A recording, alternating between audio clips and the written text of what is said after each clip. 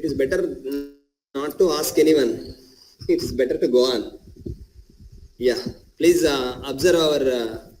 Yeah, my screen is visible. Ravinder sir, is it visible? Yes, sir. Yes, sir. Okay. Visible, Thank you. visible. Yeah. Yeah. Thank you. Thank you. The term environment refers to the things around the organism. So we are all living organism. So the term environment refers to the things around us, around the living beings. Living beings, we are all living beings. The environment means the what is the things around us. That is called our environment. Maybe that is physical environment or biotic. That means maybe birds, animals, all those living organism and non-living organism also. That is called environment. So here are mainly three types of environments. The types of environment, there are mainly three types of environment. One is physical environment. Physical environment means that is natural environment. Second one is biological environment, that is related to bio means life. Okay. And the third one is socio and cultural environment. So the physical or abiotic. Abiotic means it is also known as abiotic environment or natural environment. The meaning of abiotic or physical environment comprises non-living elements, land, water, chair, these all those things. Non-living environment is called abiotic environment. Yeah, sometime question was asked. What is abiotic thing? What is abiotic? Which is come under abiotic environment? Land, water, atmosphere, and a tree is given. So that tree is come under biotic environment or biological environment. But this biological word is was not given in the answers. Only abiotic and biotic. Biotic means related to life. Abiotic means that is related to non-living things. Yeah, this is one important area. So non-living elements like land, water, atmosphere, conditions which lead to the formation of soil, temperature, pressure, all those things come under physical environment or abiotic environment. The physical or abiotic environment also includes the climate factors, sun rays, rainwater, precipitation, moisture, pressure, wind, everything come under this physical environment. So the second category, biotic or biological environment. It is also known as biological environment or organism. Living organism all come under this biotic environment. In the opposite side of the physical environment, the biotic or biological environment is responsible for the living beings. So this is non-living things. Already we discussed the physical or abiotic environment is related to physical matter and that is also non-living elements. So when come to biotic, biology, bio means living things only. So bio means living. So biological environment or organic environment, in the opposite side of the physical environment, the biotic or biological environment is responsible for the living beings. So the biological environment is the environment which involves the living part of the earth. Animals, birds, snakes, insects, every creature, and also these flora. Flora means trees and birds. All those things come under this biotic environment. Next, social or cultural environment. Sir, what is this social and cultural? Social or cultural environment. So the social or cultural environment means, so what is the historical nature, cultural aspects, political aspects, economic aspects. These aspects of human life is come under social or cultural environment. So the main thing, మన questioning area, the main questioning area is only the two things only, biotic and abiotic environments. These two we have to focus. These next our lifestyles, historical events, thinking, our cultural activities, political things, moral things, economics aspect. These are all come under social environment. As we know, we are all social animals. So the things we involved in the day-to-day life, those things are all come under social or cultural environment.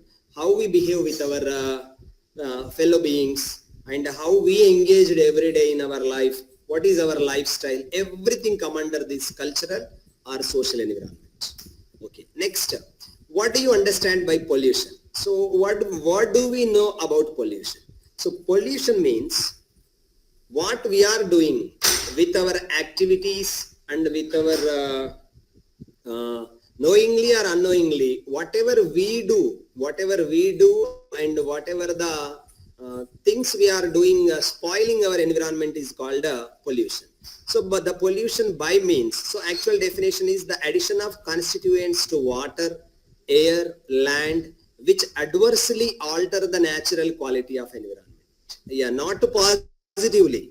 So we can add something positive to our nature, so that is not, does not come under pollution. So which is adversely affect these land, water and air, those things are come under pollution. So pollution may also be defined as an undesirable variation. So we don't desire those things. So undesirably, so వాటర్లో ఉండాల్సిన quantity కంటే ఎక్కువగా కనుక దాన్ని మనం damage చేసినట్లయితే that is called pollution. In the same way air also, and in the same way land also. So whatever we are doing some adversely effect on those things, that is called pollution. So these things according to the President Science Advisory Committee report 1965, environmental pollution is the unfavorable addition to our surroundings. So these things are very much important. President Science Advisory Committee 1965 defined environmental pollution as the unfavorable addition to our surroundings only or largely as byproduct of man's action. With our action, if we are doing some unfavorable things to our environment, that is called environmental pollution, according to President Science Advisory Committee report 1965. So thus we can say that pollution is a result of man's own useless products only.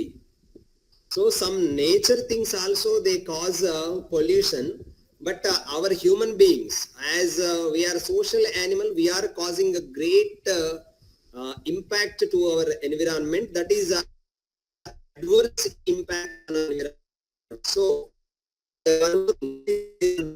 who is the most who cause more pollution to one thing is that Sir, voice is breaking. Yeah, now is it okay, sir? Now It's fine, sir. yeah, I will go out. Yeah, I will go outside. Okay, కొంచెం దగ్గరగా మాట్లాడాలేమో I think. ఇప్పుడు ఓకేనా sir? Sir, once sorry for the interruption, sir. Hello, sir, please. hello Sir, please sir, please go on. కొంచెం topic డ్రైగా ఉంటుంది కదా sir, కొంచెం bilingual గా చెప్తారా sir? English is understandable sir, but at the same time the topic is very dry, so that's why I'm asking, sir. If possible, Sure, you sir. can. Okay, sir. No, that's not an issue. మేము చదువుకున్నాం తెలుగు మీడియమే, we can speak beautiful Telugu. Okay sir, నేను I will translate something into Telugu, ఇబ్బంది ఏం లేదు, నేను మీకు దాన్ని మార్చుతా ఉంటాను. ఓకేనా సార్? యా, నేను ఒక్క నిమిషం, మీకు కొంచెం వాయిస్ క్లియర్గా రావట్లేదు అంటున్నారు. I will go out side. ఒక 1 minute నాకు టైం ఇవ్వండి. I will move my chair to out side. Actually మేము ఉండేది చాలా చిన్న పల్లెటూరులో, సో ఇక్కడ కొంచెం నెట్వర్క్ ఇష్యూ. ఒక 1 second please. Sorry for interruption, please forgive me for the break. Yeah, I'm moving.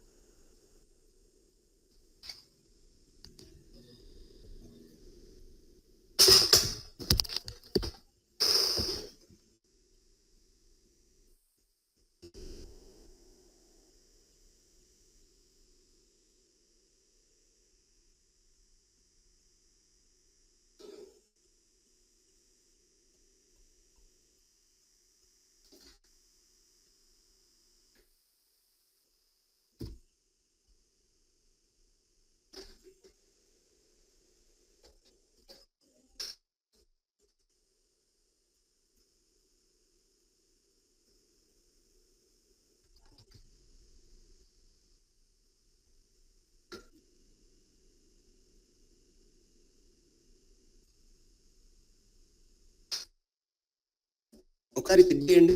Voice ఓకేనా? నా is it okay? Clear, sir.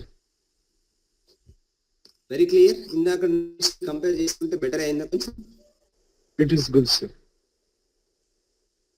Okay, thank you very much and sorry for the interruption. Okay, అంటే No ఇక్కడ problem. Pollution లో మనం ఏంటి అంటే, okay ఇక్కడ pollution లో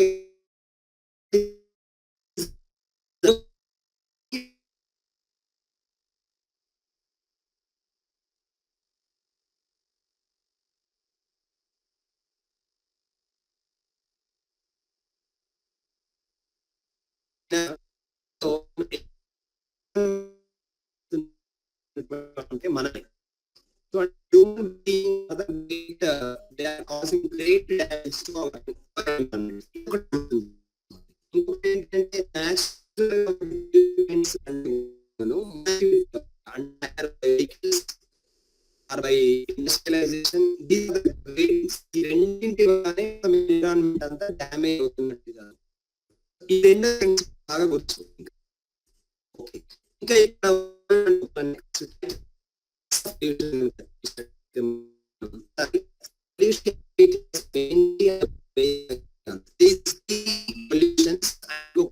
పొల్యూషన్ కూడా ఉంది. Sir, not getting your voice clear. Sir, voice is not audible. I'm completely out side. నేను ఇంకా బయటనే కూర్చున్నాను. ఇంకా లోపలే కొంచెం మంచిగా వచ్చింది సార్, బయటకు వచ్చిన తర్వాత ఇంకా డిస్టర్బెన్స్ ఉంది. ఇక్కడ ఎట్లాంటి డిస్టర్బెన్స్ ఏం లేదు మేడం, అంటే కంప్లీట్ గా ఐసోలేటెడ్ గా మళ్ళీ ఉంటుంది. ఇప్పుడు సార్ ఇప్పుడు మళ్ళీ బాగానే Now it is వస్తుంది. clear. ఇంతకు యా ఇందాక చెప్పినప్పుడు అంటే దూరం పెడుతున్నారేమో. ఇప్పుడు ఓకేనా మేడం? ఓకే ఓకే నో ఇప్పుడు ఓకేనా? Okay sir. కొంచెం ఓకేనా మరి? లేదంటే నేను ఫోన్ అయినా పట్టుకోను మరి.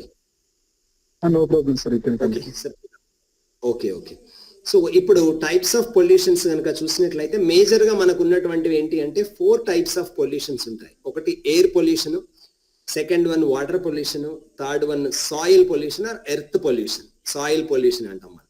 ఇంకొకటి ఏంటి అంటే సౌండ్ పొల్యూషన్. సో మేజర్ గా పొల్యూషన్ ఎన్ని రకాలు అంటే 4 types of pollutions. Air pollution ఒకటి, అండ్ వాటర్ పొల్యూషన్ ఒకటి, అండ్ సాయిల్ పొల్యూషన్ ఒకటి, ఇంకొకటి సౌండ్ పొల్యూషన్ ఒకటి. సో మేజర్ గా ఈ పొల్యూటాంట్స్ అంటే విచ్ ఆర్ కాజింగ్, ఏంటి మనకి వీటిని పొల్యూషన్ కి ఏవైతే what are the reason behind pollution అనేటువంటి చూస్తే ఇందులో ఎక్కువగా మెయిన్ గా ఉండేటువంటిది ఏంటి అంటే లెడ్. ఈ లెడ్ లో కూడా మనం అంటే ఈ లెడ్ ని మనం ఎక్కడెక్కడ నుంచి వస్తుంది? లెడ్ అంటే మనకు తెలుసు అంటే గాజు, సీసం. సో లెడ్ అనేది ఎక్కువగా ఎక్కడి నుంచి బయటకు వస్తుంది అంటే వెహికల్స్ లో నుంచి బయటికి బాగా వస్తుంది లెడ్. మనం పెట్రోల్ కూడా అక్కడక్కడ మీరు పెట్రోల్ బంక్ లో గమనించండి, అన్లీడెడ్ పెట్రోల్ అని ఉంటుంది. యాక్చువల్గా అది అన్లెడెడ్ పెట్రోల్, అంటే అందులో ఎలాంటి లెడ్ లేకుండా ఉండేటువంటి పెట్రోల్ అన్నమాట. సో లెడ్ అనేటువంటిది ఒక ఇంపార్టెంట్ పొల్యూటెంట్ మనకు. అలాగే కార్బన్ డైఆక్సైడ్ ఒకటి, సాలిడ్ వేస్ట్, ఇంకా మనం నెక్స్ట్ ముందు వైపు వెళ్తే ఇంకా వస్తుంటాయి. So based upon the about 2 ways pollution may be of the following important types. ఒకసారి వాటర్ పొల్యూషన్ కనుక చూసినట్లయితే వాటర్ పొల్యూషన్ ఎట్లా జరుగుతుంది? The term water pollution refers to any types of aquatic contamination between 2 extremes. ఒకటి ఏంటి అంటే highly riched over productive biotic community such as river, lake enriched with nutrients from sewage or fertilizers. ఒకటి ఇట్లా అంటే మనం use చేస్తున్నటువంటి waste material అంతా కూడా అంటే మామూలుగా వచ్చేటువంటి డ్రైన్స్ లో నుంచి వచ్చేటువంటి సేవేజ్ లేదా ఫర్టిలైజర్స్ తోటి ఒక రకంగా వాటర్ పొల్యూషన్ అవుతుంది. మేజర్ గా టాక్సిక్ కెమికల్స్ అన్ని కూడా దీన్ని కంటామినేట్ చేయడం ద్వారా ఇంకొక రకంగా వాటర్ పొల్యూషన్ జరుగుతుంది.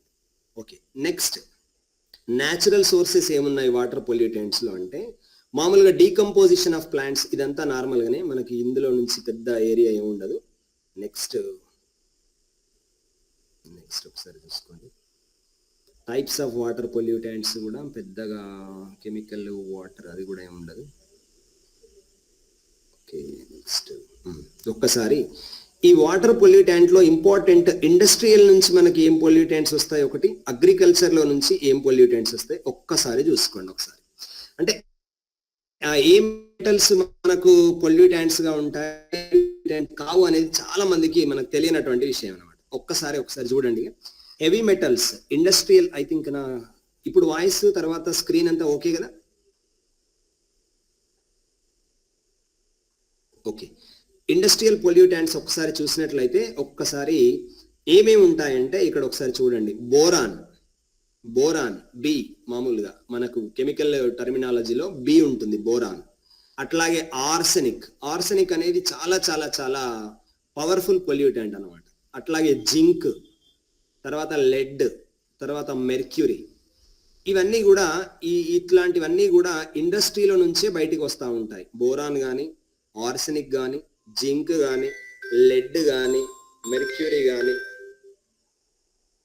నెక్స్ట్ కెమికల్ పొల్యూటెంట్స్ ఏంటి? క్లోరైడ్స్, సల్ఫైడ్స్, కార్బోనేట్స్, అమ్మోనియం నుంచి వచ్చేటువంటి అమ్మోనికల్ నైట్రోజన్, నైట్రేట్స్, నైట్రైట్స్.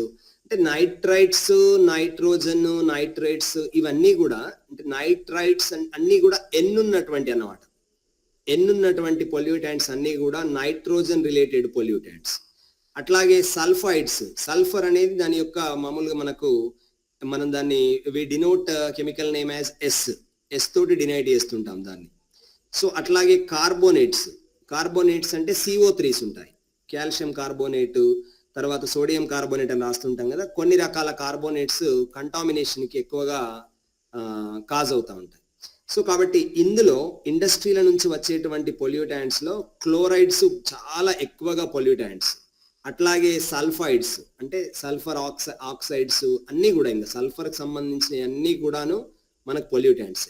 అట్లాగే అమ్మోనికల్ నైట్రోజన్, నైట్రేట్స్, నైట్రైట్స్ ఇవన్నీ కూడా chlorides, sulphides, ammoniacal nitrogen, nitrates, nitrites.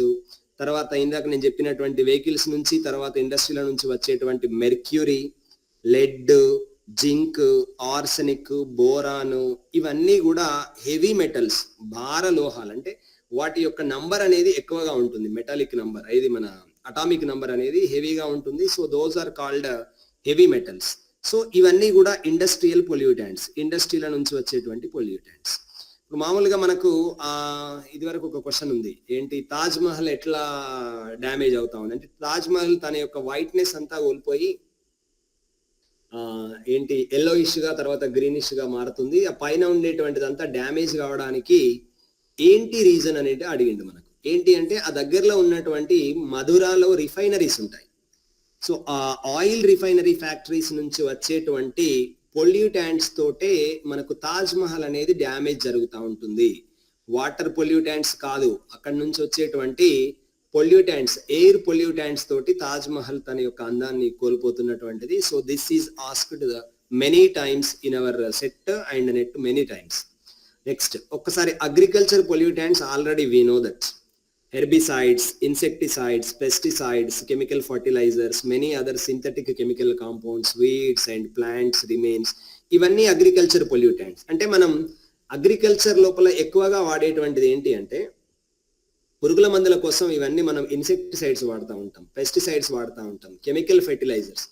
చాలా మంది ఒక చిన్న ఈ వర్డ్ ఒకటి ఆర్గానిక్ ఫెర్టిలైజర్స్ అని, ఆర్గానిక్ మాన్యూర్ అనేటువంటి వర్డ్ మీనింగ్ తెలియ, అంటే సరిగ్గా దానికి మనం ఎక్కువ మంది ఏమనుకుంటామంటే ఆర్గానిక్ ఫర్టిలైజర్స్ అంటే ఏంటి అంటే అవి ఎలాంటి డ్యామేజ్ కూడా చేయవు, అంటే న్యాచురల్ గా మనం తయారు చేసినటువంటి ఫెర్టిలైజర్స్ అన్ని కూడాను, అవన్నీ కూడా opposite to chemical fertilisers.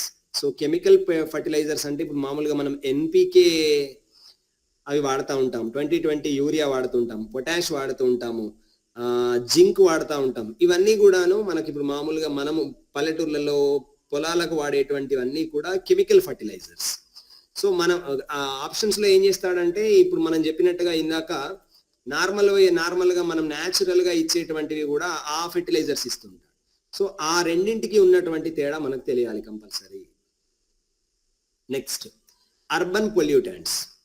Urban pollutants అంటే ఏమొస్తాయి, మామూలుగా మనకు ఇళ్లలో నుంచి, అంటే పట్టణాల లోపల, అర్బన్ ఏరియాలో, సిటీలో నుంచి, టౌన్లో నుంచి కూడా చాలా రకాలైనటువంటి వేస్టేజ్ బయటకు వస్తూ ఉంటుంది. ఏంటి ఇన్ ద సేమ్ వే బయటికి వచ్చేటువంటి వేస్టేజ్ ఉంటుంది కదా, ఆ బయట ఇళ్లలో నుంచి వచ్చేటువంటి wastage, and same way urban లో వచ్చేటువంటి చిన్న చిన్న ఫ్యాక్టరీస్, చిన్న చిన్న ఇంట్లలో ఉండేటువంటి చిన్న చిన్న పరిశ్రమల్లో నుంచి వచ్చేటువంటి అన్ని కూడాను sulphate ions, IOANS ions, sulphate ions, nitrate ions, chlorine ions, sodium ion, ఈ ఎక్కడి నుంచి వస్తాయి ఇవన్నీ అంటే కూడా calcium ions, bicarbonate ions, nitrates, potassium, these are all come under urban pollutants. So industrial pollutants and urban pollutants అన్ని కూడా సేమే మనకు వచ్చేటివి. ఇండస్ట్రీస్ అన్ని కూడా ఎక్కువగా అర్బన్ ఏరియా లోపల లొకేట్ అవుతూ ఉంటాయి అన్నమాట.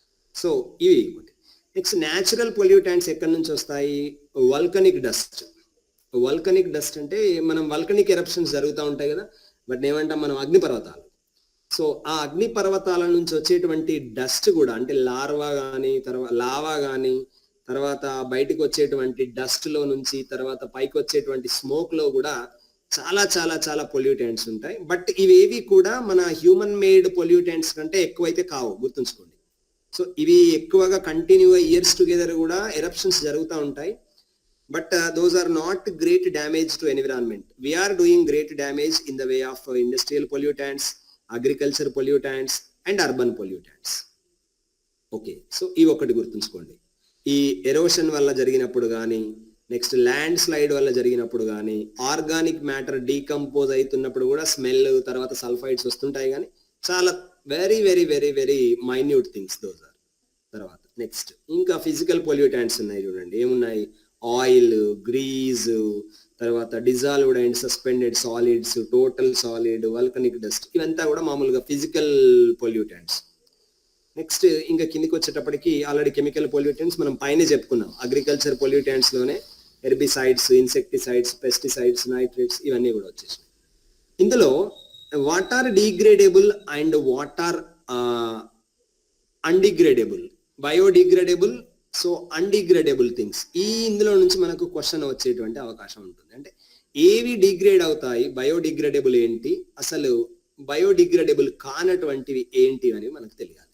సో డిగ్రేడబుల్ అయ్యేటువంటివి ఏంటి మనకు ఆల్రెడీ తెలుసు. అంటే ఏంటి, మనం వాటిని గనక ఎక్కువ స్టోర్ చేస్తే, అంటే లేదంటే మనం మట్టిలో గనక పెట్టేస్తే అవి కంప్లీట్ గా పూర్తిగా పాడైపోయి, అంటే పూర్తిగా డీకంపోజ్ అయిపోయి ఆర్గానిక్ మెటీరియల్ గా మారితే those are called biodegradable things.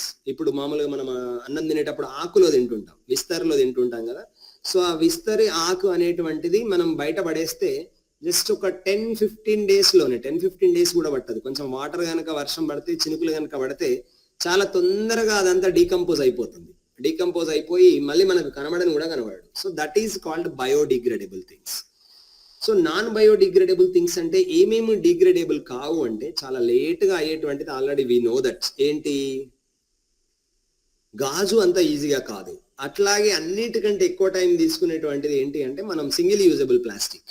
So plastic అనేటువంటిది మిలియన్ ఇయర్స్ టుగెదర్ కూడా మనకు డిగ్రేడబుల్ గా అయ్యేటువంటిది కాదు. అది కంప్లీట్ గా మొత్తం ఆర్గానిక్ మెటీరియల్ గా మారాలంటే మిలియన్స్ ఆఫ్ ఇయర్స్ పడుతుందని చెప్తాం. ప్లాస్టిక్ కావచ్చు, తర్వాత రబ్బర్ కావచ్చు, నెక్స్ట్ గాజు కావచ్చు, కొన్ని రకాలైనటువంటి ఇంకేముంటాయి మనకు ప్లాస్టిక్ థింగ్స్ అన్ని కూడా. ఐరన్ కూడా తొందరనే, ఎంత 100 years లోపు ఆ ఐరన్ మొత్తం కంప్లీట్ గా కూడా మనం బయట పెట్టేస్తే డిగ్రేడబుల్ అయిపోతుంది అది కంప్లీట్ గా. సో అంటే కొంత టైం ఎక్కువగా పట్టేటువంటివి ఇవి. ఇంకా పేపర్ చాలా తొందరగా డిగ్రేడబుల్ అయిపోతుంది. పేపర్ అనేది already that comes from trees. Paper కానీ, తర్వాత క్లాత్ కానీ, జూట్ కానీ, నెక్స్ట్ హ్యూమన్ వేస్టేజ్ కానీ, అది చాలా తొందరగా డిగ్రేడబుల్ అవుతుంది. ఈ రెండు టాపిక్స్ ఒకటి గుర్తుంచుకోండి. బయోడిగ్రేడబుల్ థింగ్స్ ఒకటి ఇక్కడ ఉంది, డిగ్రేడబుల్ బయోడిగ్రేడబుల్ థింగ్స్, తర్వాత non biodegradable non degradable things, inorganic pollutants. ఇవి రెండు ఇందులో నుంచి ఒక ఇంపార్టెంట్ ఏరియా అన్నమాట.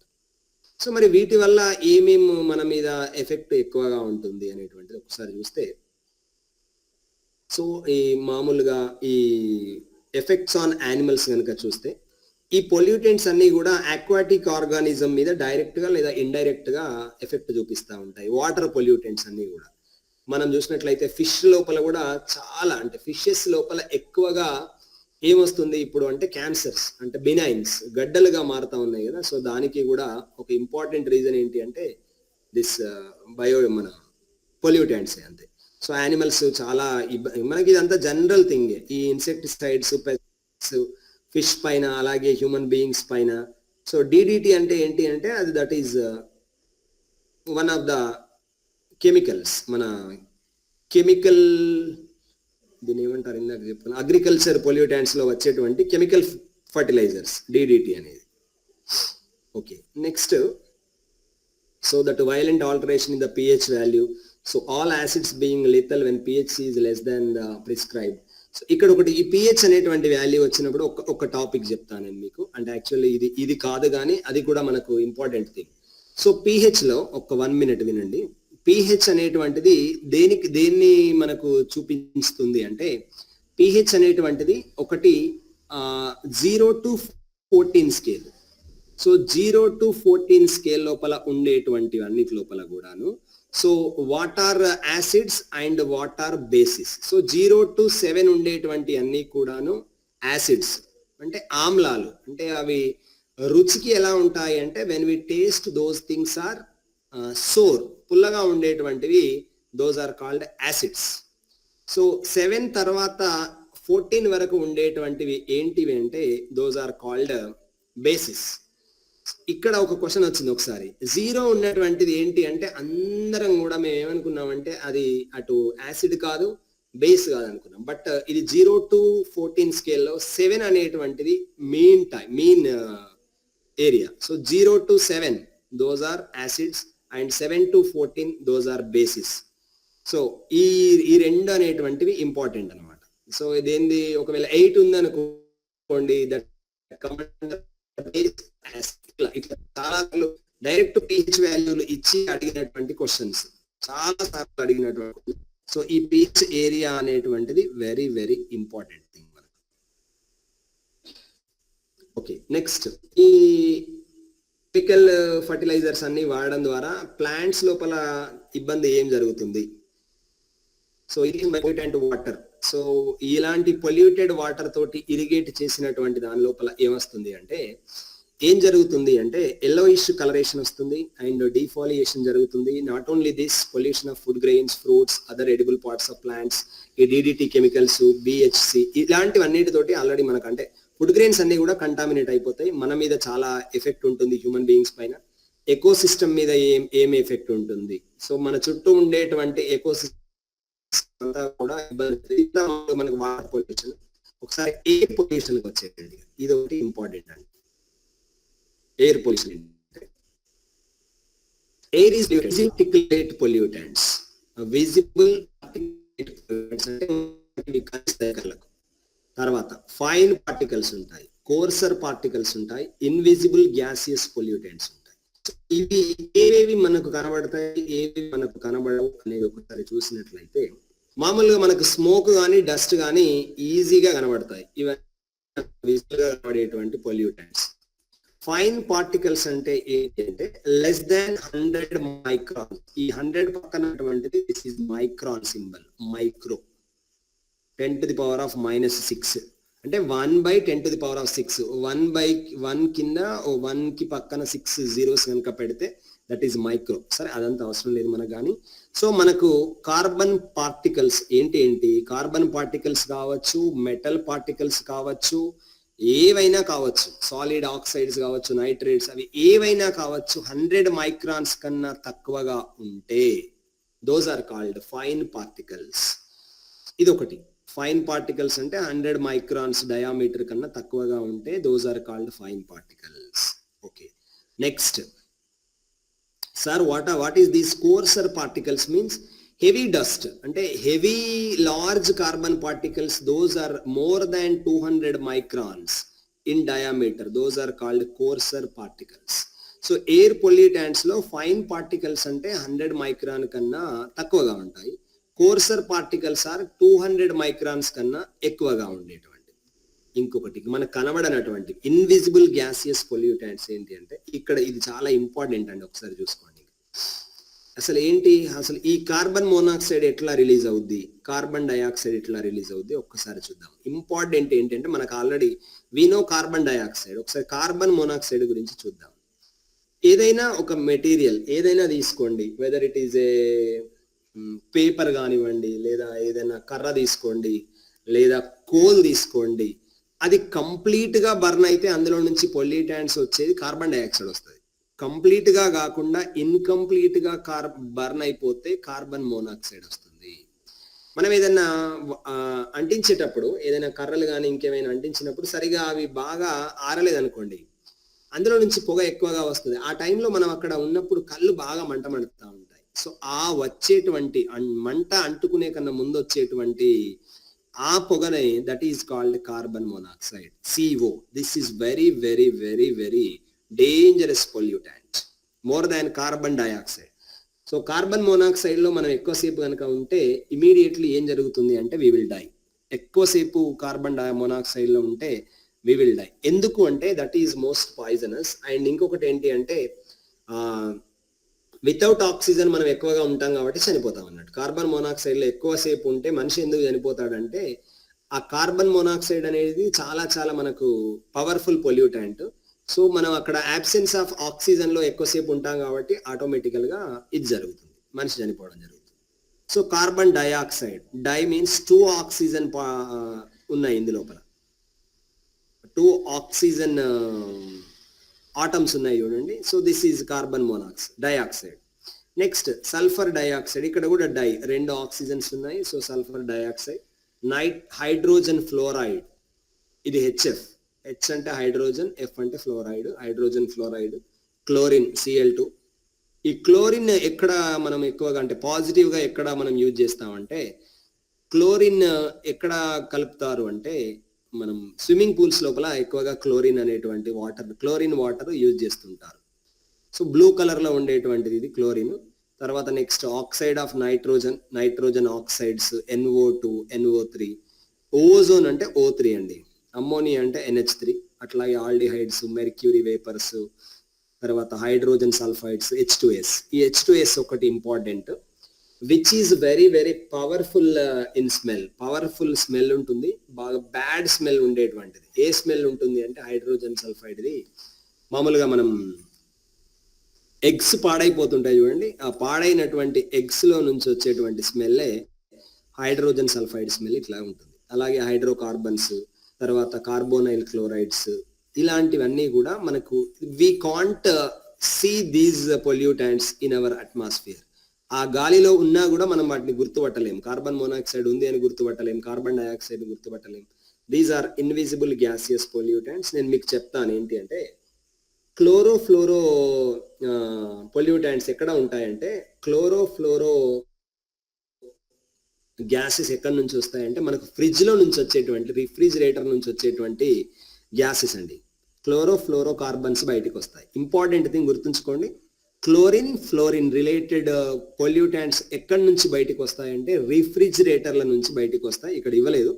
సో ఇది ఒకటి చాలా చాలా important thing. So which pollutants we get లేదా which pollutants released from the refrigerators. అందుకే మనం చిన్నపిల్లల్ని రిఫ్రిజిరేటర్స్ కి దూరంగా ఉంచాలి. ఇట్లా ఓపెన్ చేయగానే అందులో నుంచి వచ్చేటువంటి గ్యాసెస్ ఏంటి అంటే క్లోరోఫ్లోరో కార్బన్స్. సో అలాంటివి వాటికి దూరంగా ఉండాలి. అదొకటి చాలా చాలా ఇంపార్టెంట్ థింగ్ ఒకటి. ఓకే, నెక్స్ట్ ఇక్కడ ఈ క్లాసిఫికేషన్ ఆఫ్ పర్టికులేట్ మ్యాటర్ ఉంది ఒకటి. సో ఇవన్నీ మామూలు థింగ్సే. స్మోక్ ఏంటి, డస్ట్ ఏంటి, ఏరోజాల్స్ ఏంటి, తర్వాత మిస్ట్, ఇదంతా మామూలే. నెక్స్ట్ ఆటోమొబైల్స్ నుంచి వచ్చేటువంటి పొల్యూటెంట్స్ ఉంటాయి, ఎలక్ట్రికల్ పవర్ ప్లాంట్స్ లో నుంచి వచ్చేవి, ఇండస్ట్రియల్ ప్రాసెసర్స్ నుంచి వచ్చేటువంటివి, తర్వాత నెక్స్ట్ హీటింగ్ ప్లాంట్స్ లో నుంచి వచ్చేటువంటివి. సో ఏమేమి వస్తాయి ఒకసారి చూడండి. ఒకసారి మామూలు ఆటోమొబైల్స్ లో నుంచి cars, scooters, motor cycle, auto rickshaw, at least 2/3 of carbon monoxide. మొత్తం టోటల్ గా వచ్చేటువంటి కంప్లీట్ కార్బన్ మోనాక్సైడ్ లో నుంచి మాక్సిమం పొల్యూటాంట్స్ ఎక్కడి నుంచి వస్తాయంటే ఆటోమొబైల్ ఇండస్ట్రీ నుంచే బయటకు వస్తుంది కార్బన్ మోనాక్సైడ్. బైక్ స్టార్ట్ చేస్తున్నప్పుడు వెనకాల వచ్చేటువంటి పొగ ఉంటుంది చూడండి, మనం రేస్ బాగా చేస్తుంటే వచ్చేటువంటి gas is called carbon monoxide. గుర్తుంచుకోండి. యా, నెక్స్ట్ కింద ఎలక్ట్రికల్ పవర్ ప్లాంట్స్ లో నుంచి ఏం బయటకు వస్తాయి? ఎలక్ట్రికల్ పవర్ ప్లాంట్స్ లో నుంచి బయటికి వచ్చేటువంటిది ఏంటి అంటే SO2, సల్ఫర్ డైఆక్సైడ్ బాగా బయటకు వస్తుంది. ఏది మన ఎన్టీపీసీ పవర్ ప్రాజెక్ట్ అట్లాంటివి ఉంటాయి కదా, అలాంటి ఎలక్ట్రికల్ పవర్ ప్లాంట్స్ లో నుంచి అంటే కోల్ ఇండస్ట్రీలో నుంచి బయటికి వచ్చేటువంటి మేజర్ పొల్యూటెంట్ ఏంటి అంటే సల్ఫర్. అంటే మనం కోల్ని బాగా మండించినప్పుడు కార్బన్ మోనాక్సైడ్ కూడా వస్తుంది కానీ తక్కువగా వస్తుంది. ఎక్కువగా వచ్చేటువంటిది సల్ఫర్ ఎక్కువగా ఉంటుంది కోల్లో. సో SO2 అనేటువంటిది very very important pollutant which ఎక్కడి నుంచి బయటకు వచ్చేది అంటే పవర్ ప్లాంట్స్ లో నుంచి, ఎలక్ట్రికల్ పవర్ ప్లాంట్స్ లో నుంచి వచ్చేటువంటి. ఇంకా తర్వాత నెక్స్ట్ ఇండస్ట్రియల్ ప్రాసెసర్స్ లో నుంచి వచ్చేటువంటి ఏమేమి బయటకు వస్తాయంటే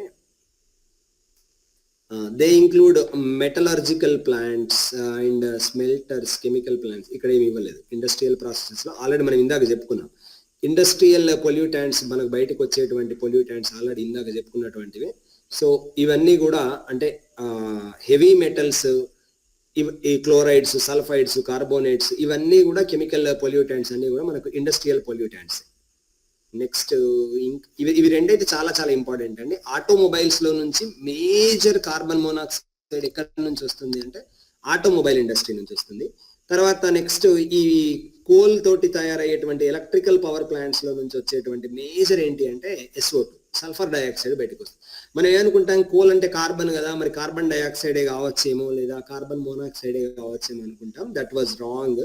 మేజర్ గా వచ్చేటువంటిది sulphur dioxide. Electrical power plant ఎన్టీపీసీలో అంటే మనం బొగ్గు మండుతున్నప్పుడు వచ్చేటువంటిది ఏంటి అంటే సల్ఫర్ డైఆక్సైడ్. సో ఇంకొకటి ఏంటి అంటే మనం చిన్నతనంలో చూసి ఉన్నాం, ఎవరైనా వెళ్ళి ఉంటే గమనించవచ్చు. ఎన్టీపీసీ ఏరియాకు, గోదావరి కని, మందమరి, ఆదిలాబాద్, కొత్తగూడెం ఏరియాలో ఒక 22 ఇయర్స్ బ్యాక్ అంతా కూడా మార్నింగ్ అంతా కూడా వాళ్ళు ఆ బొగ్గు తీసుకొని వచ్చి బయట అంటేసుకొని పెట్టుకొని కుకింగ్ ఫ్యూయల్ గా వాళ్ళు they used only coal only. So, but the government has banned those coal-related stoves inside the houses or outside the houses. ఏంటంటే బొగ్గు అయిపోతుంది అనేటువంటి రీజన్ కాదు. దట్ ఇస్ మేజర్ పొల్యూటెంట్స్ అన్ని కూడా అంటే ఆ ఏరియా లోపల, ఆ లొకాలిటీ లోపల అంత సల్ఫర్ సంబంధించినటువంటి పొల్యూటెంట్స్ వస్తాయి కాబట్టి that's why the government has banned that type of cooking fuel. ఇంకా నెక్స్ట్ ఒక్కసారి air pollutants and their impacts ఒకసారి చూద్దాం. ఇది ఒకటి చాలా చాలా ఇంపార్టెంట్. ఒక్కసారి ఇవి 4 చూసుకుందాం. ఏంటి అంటే ఒకటి sulphur dioxide. So effects of air pollutants and plants. Our forest resources are greatly harmed by air borne pollution. Number of trees in forest have got diseased. Okay, sulphur dioxide తోటి ఏం problem వస్తుంది చూద్దాం ఒకసారి. So sulfur dioxide, when it contact with moisture or water in air, that forms sulfuric acid. So ఇందాక వచ్చినటువంటి SO2 మనకు ఏది coal ఫ్యాక్టరీలో నుంచి వచ్చేటువంటి SO2 when it is released into the atmosphere, when it contact with moisture, that means water vapor, immediately that water and this SO2 sulfur dioxide, immediately sulfuric acid is formed. So this acid causes acid rainfalls over parts of earth and increase the pH value. So pH value increase చేస్తూ sulphuric acid ని create చేస్తుంది అనమాట. Sulphuric acid ని create చేసేటువంటిది sulphur dioxide. ఇది వచ్చేటువంటిది మనకు electrical power plants నుంచి వస్తుంది. సో మరి సల్ఫ్యూరిక్ యాసిడ్ రెయిన్స్ కనుక వస్తే, సల్ఫర్ రెయిన్స్ కనుక పడితే ఏం జరుగుతుంది అంటే అనేకమైనటువంటి డెత్ ఆఫ్ ప్లాంట్స్ బాగా జరుగుతుంది అనమాట. ఓకే, ఇదొకటి. నెక్స్ట్ నైట్రోజన్ ఆక్సైడ్స్ తోటి ఏం జరుగుతుంది, సల్ఫర్ డైఆక్సైడ్ కలిస్తే సల్ఫ్యూరిక్ యాసిడ్ వచ్చింది. సో నైట్రోజన్ ఆక్సైడ్ కనుక కలిస్తే నైట్రస్ ఆక్సైడ్, ఇలాంటివి జరుగుతాయి. ఒకసారి చూద్దాం. So it makes the rain more acidic. So acid rains పడతాయి. So that affects the growths of the plants and trees. It forms ozone and peroxy acetyl nitrate, PAN, peroxy acetyl nitrate, collectively called photochemical smog అంటారు దీన్ని. So ఈ ozone తర్వాత ఈ pan, ఈ nitrogen oxides ఇందాక ఇక్కడ చెప్పుకున్నాను, నేను మీకు చెప్పాను ఏంటి నైట్రోజన్ ఆక్సైడ్స్ ఎక్కడ వచ్చాయి మనకు, ఇండస్ట్రియల్ లోపలనే మనకు అమ్మోనియం అండ్ నైట్రోజన్ ఆక్సైడ్స్ పైన ఇందాక చూపించాను. సో ఇవి ఏం చేస్తాయంటే these destroys the cells of plant leaves and damages the chlorophyll. So ఈ పెరాక్సీ ఎసిటైల్ నైట్రేట్ ఫామ్ చేస్తాయి, ఓజోన్ వస్తుంది వీటి ద్వారా, తర్వాత ఓజోన్ డ్యామేజ్ జరుగుతుంది. Next not damage, it forms ozone, direct గా మన దగ్గర భూమి మీద ఓజోన్ ని క్రియేట్ చేస్తుంటాయి. సో వీటి వల్ల ఏం జరుగుతుంది, ఈ నైట్రోజన్ ఆక్సైడ్స్ తో జరిగినటువంటి మేజర్ ప్రాబ్లం ఏంటి అంటే మనకు ప్లాంట్ లీవ్స్ డ్యామేజ్ అవుతాయి, క్లోరోఫిల్ డ్యామేజ్ అవుతుంది. దీస్ థింగ్స్ సల్ఫర్ తో మనం ఇందాక చెప్పుకున్నాం, సల్ఫ్యూరిక్ యాసిడ్ వస్తుంది, తర్వాత పిహెచ్ వాల్యూ పెరుగుతుంది. నైట్రోజన్ ఆక్సైడ్ తో వచ్చేటువంటిది ఏంటి అంటే damage of chlorophyll and plant leaves damage జరుగుతాయి. తర్వాత నెక్స్ట్ ఇంకొకటి ఏంటి అంటే మనకు మీథేన్ ఉంటుంది హైడ్రోకార్బన్ లోపల. మీథేన్ ఇండియా లోపల ఎక్కడ ఎక్కువగా రిలీజ్ అవుతుంది అంటే మీథేన్ రిలేటెడ్ ఎక్కడ మనకు మీథేన్ ఎమిషన్ ఎక్కువగా ఉంటుంది అంటే అగ్రికల్చర్ లో మీథేన్ యొక్క ఎమిషన్ ఎక్కువగా వస్తుంది. మనం మామూలుగా పంటలు పండించే కంటే ముందు మన వాళ్ళు ఏం చేస్తారంటే ఫీల్డ్స్ అన్ని కూడా మొత్తం కూడా వెట్గా మార్చి అదంతా బురదగా మార్చేస్తూ ఉంటారు చూడండి, అక్కడి నుంచి మనకు ఈ మీథేన్ ఒకటి బాగా రిలీజ్ అవుతూ ఉంటుంది. సో ఈ మీథేన్ అనేటువంటిది that methane causes retarded growth of plants and fruit production. అట్లాగే ఇంకోటి ఇథిలీన్ ఉంటుంది. So ethylene is the cause of chlorosis, chlorophyll loss అవుతా ఉంటుంది. ఇవేమో దీనికి adverse effects, ethylene and methane ఇవి మనకు ఇంపార్టెంట్ హైడ్రోకార్బన్స్. సో ఇంకొకటి ఏంటి అంటే ఈ ఇథిలీన్ మనకు ఇది ఇంకొక బెస్ట్ పని ఏం చేస్తుంది అంటే ఇథిలీన్ గుర్తుంచుకోండి, ఇథిలీన్ యొక్క యూజ్ ఏంటి అంటే ఫ్రూట్స్ తొందరగా పండడానికి, అంటే ఫ్రూట్స్ తొందరగా మనకు పక్వానికి రావడానికి యూజ్ అయ్యేటువంటి గ్యాస్ ఏంటి అంటే ఇథిలీన్. ఇది గుర్తుంచుకోండి, ETHYLENE ఇథిలీన్ అనేటువంటిది. సో ఫ్రూట్స్ తొందరగా రావడానికి ఉపయోగపడేటువంటిది అనమాట. తొందరగా అవి పక్వానికి వచ్చి మనం ఫ్రూట్స్ తొందరగా దాన్ని ఏమంటారు ఇంగ్లీష్ లో క్లియర్ గా చెప్పాలంటే ఫ్రూట్స్ నాకు అక్యురేట్ వర్డ్ రావట్లేదు, సారీ. రైపనింగ్ ఫ్రూట్స్ ని which gas causes the ripening of fruits. ఎర్లీగా రైప్ కావాలి అంటే మనం ఏం చేస్తామంటే ఈ ఇథిలీన్ ని బాగా యూజ్ చేస్తాం.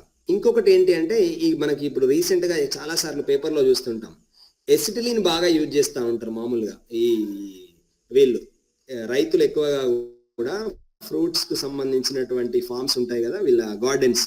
సో మనం సమ్మర్ లో ఎక్కువగా చూస్తుంటాం. ఏంటి అంటే చిన్నగా పవర్ లోపల చిన్న పేపర్ లోపల వాళ్ళు ఏం చేస్తారంటే కార్బైడ్ పెట్టేస్తారు, కాల్షియం కార్బైడ్. అది ఆటోమేటిక్ గా ఎలాగా మారిపోతుంది అంటే అది ఎసిటిలిన్ గా మారిపోతుంది. ఎసిటిలిన్ గ్యాస్ కూడా చాలా తొందరగా ఫ్రూట్స్ రైపెన్ అవుతాయి, కానీ దట్ ఈస్ చాలా డ్యామేజ్, మనకు ఆ ఫ్రూట్స్ అన్ని కూడా పూర్తిగా పాయిజనస్ గా మారిపోతాయి అన్నమాట ఇది ఎసిటిలిన్ తో. కాబట్టి గుర్తుంచుకోండి, ఫ్రూట్స్ ని తొందరగా రైపెన్ చేసేటువంటి గ్యాస్ ఏంటి అంటే విచ్ గ్యాస్ రైపెన్స్ ఫ్రూట్స్ ఎర్లీ, చాలా స్పీడ్ గా చేసేటువంటిది ఏంటి అంటే ఇథిలీన్. మనకు ఆప్షన్స్ ఏమి ఇస్తాడంటే మీథేన్ ఇస్తాడు, ఇథిలీన్ ఇస్తాడు, ఎసిటిలిన్ ఇస్తాడు, ఇంకొకటి ప్రోపేనో బ్యూటేనో అట్లాంటివి ఇస్తాడు. సో ఇథిలీన్ అనేటువంటిది చాలా చాలా important thing. So next smoke and dust లో ఏముండదు.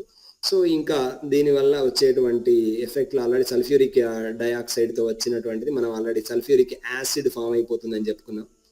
సో తర్వాత నెక్స్ట్ ఈ ఒక్కసారి చూసినట్లయితే ఇది ఒక్కసారి చూసుకోండి, effects of air pollution and humans.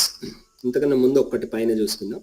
So effects of air pollution and animals లోపల సల్ఫ్యూరిక్ డయాక్సైడ్ తోటి వచ్చేటువంటి పెద్ద ప్రాబ్లమ్స్ ఏం కనవలేదు మనకి ఇక్కడ. ఒక్కసారి రేడియో యాక్టివ్ సబ్స్టాన్స్ ఏముంటుంది అంటే ఈ స్ట్రాన్షియం 90 అనేటువంటిది రేడియో యాక్టివ్ ఎలిమెంట్, అంటే మనకు రేడియేషన్ కు కారణం అయ్యేటువంటి ఒక ఎలిమెంట్ అన్నమాట స్ట్రాన్షియం అనేది. సో దీని ద్వారా వచ్చేటువంటిది ఇంకొకటి ఏంటి అంటే ఈ grass, forage, indigesting, likewise ducks and rabbits also ingest isotope like phosphorus 32 and iodine 132. Okay, అదంతా ఏం అవసరం లేదు, ఒకసారి ఇది చూసుకుందాం ఇంకా. సో ఫ్లోరైడ్ అనేటువంటిది మనకు మేజర్ గా వాటర్ లో ఉండేటువంటి పొల్యూటెంట్. ఇది ఎయిర్ పొల్యూటెంట్ కూడా ఇప్పుడు ఇందాక నేను మీకు చెప్పినట్టుగా క్లోరోఫ్లోరో కార్బన్స్ లోపల ఉంటుంది. సో ఇది ఎక్కువగా కూడా లైవ్ స్టాక్ కానీ వైల్డ్ మమ్మల్స్ లోపల బోన్స్ కు సంబంధించినటువంటి డ్యామేజ్ చేసేటువంటిది. ఆల్రెడీ మనం ఫ్లోరోసిస్ వాటర్ లోపల ఉంటుంది, ఫ్లోరిన్ కంటెంట్ ఎక్కువగా ఉంటే ఫ్లోరోసిస్ వస్తుంది. మనం నల్గొండలో చూస్తూ ఉంటాం ఫ్లోరిన్ ఎక్కువగా ఉన్నటువంటి ప్రాబ్లమ్స్, అంటే బోన్స్ కంప్లీట్ గా కూడా బెండ్ అయిపోయి ఉంటాయి అన్నమాట. అంటే డెన్సిటీ బాగా తగ్గిపోయి బెండ్ అయిపోయి ఉండేటువంటివి ఫ్లోరైడ్ ఏరియా. సో అంటే ఫ్లోరైడ్ ఎక్కువగా ఉన్నటువంటి ఏరియాలో వచ్చేటువంటిది. సో సేమ్ ఎయిర్ పొల్యూటెంట్ కూడా ఫ్లోరిన్ ఎక్కువగా ఉంటే షూర్గా వచ్చేటువంటిది ఏంటి అంటే bone related diseases. Okay, next ఇంకా ఎయిర్ పొల్యూషన్ మనిషి లోపల ఏమేం ప్రాబ్లం జరుగుతుందంటే black lung disease. Black lung disease మనకు క్లియర్గా తెలిసిపోతుంది. లంగ్స్ అన్ని కూడా ఆ డస్ట్ పార్టికల్స్ తోటి బ్లాక్ గా మారిపోతాయి. కోల్ మైన్స్ లోపల వచ్చేటువంటి డిసీజ్ ఇది బ్లాక్ లంగ్ డిసీజ్ ఒకటి. నెక్స్ట్ ఆస్బెస్టాస్ ఎక్కువగా ఉండడం ద్వారా వచ్చేటువంటి డిసీజ్ మనిషి మీద వచ్చేటువంటి ఇవి కూడా క్రానిక్ బ్రాంకైటిస్, తర్వాత అలర్జీస్, లంగ్ క్యాన్సర్. ఆస్బెస్టాస్ తోటి వచ్చేటువంటి చూడండి ఇంపార్టెంట్ ఏంటంటే లంగ్ క్యాన్సర్ ఒకటి వెరీ వెరీ ఇంపార్టెంట్. ఇది ఒకటి ఆస్బెస్టాస్ తోటి వచ్చేటువంటిది ఒకటి. నెక్స్ట్ సోర్ థ్రోట్ ఒకటి. ఈ lung cancer, sore throat, I irritation, ఇవి మూడు బాగా గుర్తుంచుకోండి. ఆస్బెస్టాస్. ఆస్బెస్టాస్ అంటే ఏంటి అంటే మనకు మామూలుగా పైన రేకులు ఉంటాయి, ఆస్బెస్టాస్ రేకులని, సిమెంట్ రేకులు అని చెప్తా ఉంటాం చూడండి మనం, దట్ ఈజ్ ఆస్బెస్టాస్. సో ఆ పొల్యూటెంట్స్ అంటే ఆ పార్టికల్స్, ఫైన్ పార్టికల్స్ కనుక మనం కనుక ఇన్హేల్ చేస్తే వచ్చేటువంటిది ఏంటి అంటే ఆ ఫైబర్, ఆస్బెస్టాస్ ఫైబర్ అంటారు కదా, చిన్న చిన్న ఫైబర్ లాగా డస్ట్ పార్టికల్ లాగా ఉంటాయి కదా, ఆస్బెస్టాస్ ఫైబర్ తో వచ్చేటువంటిది ఏంటి అంటే వన్ థింగ్ లంగ్ క్యాన్సర్ ఒకటి, second one sore throat, third one I irritation. ఇవి మూడు ఆస్బెస్టాస్ తోటి వచ్చేటువంటి diseases. Yeah, next effects of air pollution on building materials. ఇక్కడ ఉంది ఆల్రెడీ, మనం చూసుకున్నాం చూడండి, నేను మీకు ఆల్రెడీ చెప్పాను. సో సల్ఫ్యూరిక్ యాసిడ్ ఫామ్ అవుతుంది సల్ఫర్ డయాక్సైడ్ తోటి. So sulphuric acid and sulphur dioxide these lead to acid pollution. So మనం యాసిడ్ రెయిన్స్ వస్తాయని చెప్పుకున్నాం. తాజ్ మహల్ పైన వచ్చేటువంటిది అంతా కూడా సో ఆ gases discharged from Mathura oil refinery, that is popularly known as fact for which anti pollution measures are being taken. Taj Mahal పైన వచ్చేటువంటివి gases discharged from Mathura oil refinery, అవి కూడా సల్ఫర్ డయాక్సైడ్ తో వచ్చినటువంటి pollutants. This sulphur dioxide when it becomes sulfuric acid, when it released into the atmosphere లో ఉండేటువంటి water particles ఉంటాయి కదా, హైడ్రో పార్టికల్స్ తో కలిస్తే that will become sulphuric acid. ఆ సల్ఫ్యూరిక్ యాసిడ్ రెయినే, డైరెక్ట్ యాసిడ్ రైనింగ్ అంతే. యాసిడ్ రెయిన్ తాజ్ మహల్ మీద పడుతుంది. ఆ యాసిడ్ రెయిన్ అంటే కంప్లీట్ గా మామూలుగా రెయిన్ లాగా ఏమి ఉండదు. అదేంటి అంటే ఆ మొత్తం వాటర్ లో ఉండేటువంటి క్వాంటిటీ, అంటే ఇప్పుడు మనం ఏమంటాం వాటర్ పార్టికల్స్ అయితే ఉంటాయి కదా ఈ ఎయిర్ లో ఉండే వాటర్ పార్టికల్స్ అన్ని కూడా తాజ్ మహల్ పైన అక్కడక్కడ తాకుతూ ఉంటాయి అన్నమాట. తాకి అక్కడక్కడ ఇట్లా మామూలుగా మరక, మనం కింద ఎక్కడన్నా యాసిడ్ పడితే అంతవరకు స్ప్రెడ్ అయిపోయి ఎట్లయితే డ్యామేజ్ అవుతుందో colour, in the same way Taj Mahal is getting damaged through this sulfuric dioxide pollutants. Those are sulfuric acid and all those things. This is ఒకటి very very important things. Next ఇంకా నెక్స్ట్కి వెళ్ళిపోతే ఇంకేముంది తర్వాత. Okay, noise pollution.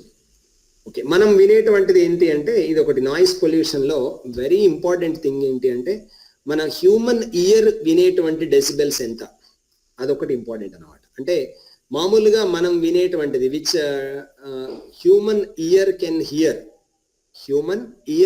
Here the noise. మనం వినేటువంటి noise ఎంత? Can anyone say? 76. 50 to 68. 50 to 70 hertz. Okay, no decibels లో చెప్పండి. 120 I think. 80 decibels. Madam 75 decibels. 80 decibels. 80 decibels we can hear. Okay, ఇంకా యా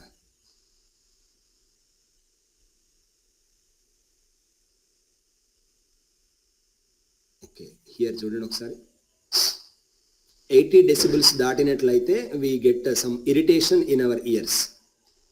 సో మనకు ఎక్సీడింగ్ లిమిట్ అనేది already here it is there. The decibel meter should be installed along highways. Trucks and cars should be regulated not only for exceeding speed limit but also for exceeding the noise limit, that is 82 decibels. ఇది ఈ limit దాటిందంటే that is called noise pollution. So ఇంతే, noise pollution లోపల మనకు పెద్దగా ఎప్పుడు గేమ్ లేవు.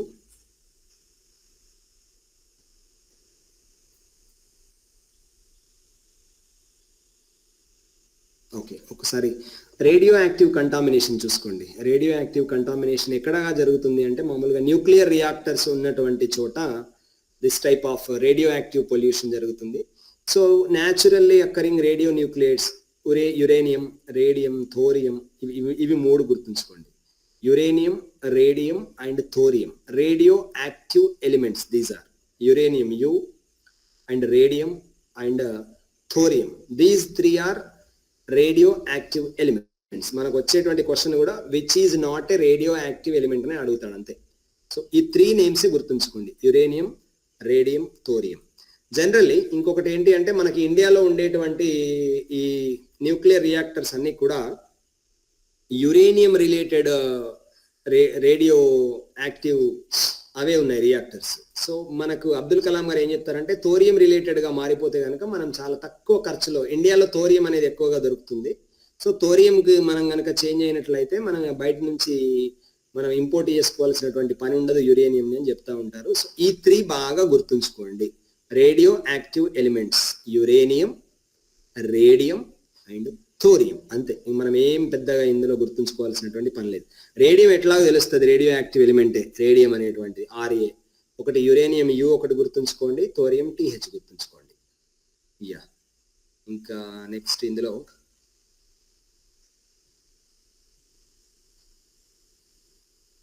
ఇంకా ఇదంతా ఏం అవసరం లేదు, థర్మల్ పొల్యూషన్ కూడా ఏం అవసరం లేదు. ఓకే, ఒక్కసారి యా ఇంపార్టెంట్ ఎన్విరాన్మెంటల్ మూమెంట్స్ కనుక చూసినట్లయితే, yeah who is the leader of Chipko movement? Anyone can respond? Sundarlal Bahuguna. Exactly, madam. Yeah, Sundarlal Bahuguna. very good, madam. So this chipko movement which was started in Uttar Pradesh and Uttarakhand. Now it is Uttarakhand, Tehri Garhwal district. Yeah, this is led by Sundarlal Bahuguna. Yeah, ఇది ఒకటి important. Chipko moment ఏంటి అంటే కేవలం కూడా to save the environment by hugging the trees. Chipko means hug. Already మనం చిన్నప్పుడు స్కూల్లో కూడా చదువుకొని ఉన్నాం. ఇంకొకటి ఇంపార్టెంట్ రివర్స్, వాటి లోపల వచ్చేటువంటి పొల్యూషన్, అది మనకు పెద్దగా ఏమవసరం లేదు. ఇంకొకటి నర్మదా బచావో ఆందోళన ఎవరండి ముందుకు తీసుకొచ్చింది? ఇది కూడా మనకి ఇద్దరికి ఒకసారి అడిగిండు. Who is the leader behind Narmada Bachao Andolan? That is also environmental movement. Can anyone respond please?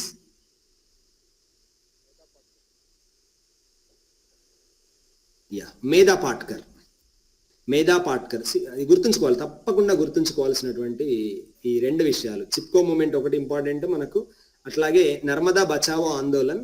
So Narmada river ని ప్రొటెక్ట్ చేయడానికి దాని మీద ఎలాంటి ఈ ఆనకట్టలు కానీ తర్వాత పెద్ద పెద్ద రిజర్వాయర్లు కట్టద్దు అని చెప్పేసి, దీనివల్ల ఎన్విరాన్మెంట్ అంతా కూడా డ్యామేజ్ అవుతుంది అని చెప్పి చేసినటువంటి ఈ వ్యక్తి ఎవరు అంటే మేధా Patkar. Please right down in somewhere. మేధా పాట్కర్, నర్మదా బచావో ఆందోళన్, మేధా పాట్కర్. సో ఇదంతా ఏమవసరం లేదు. ఇంకా నెక్స్ట్ బయోడైవర్సిటీ, ఇది కూడా అవసరం లేదండి.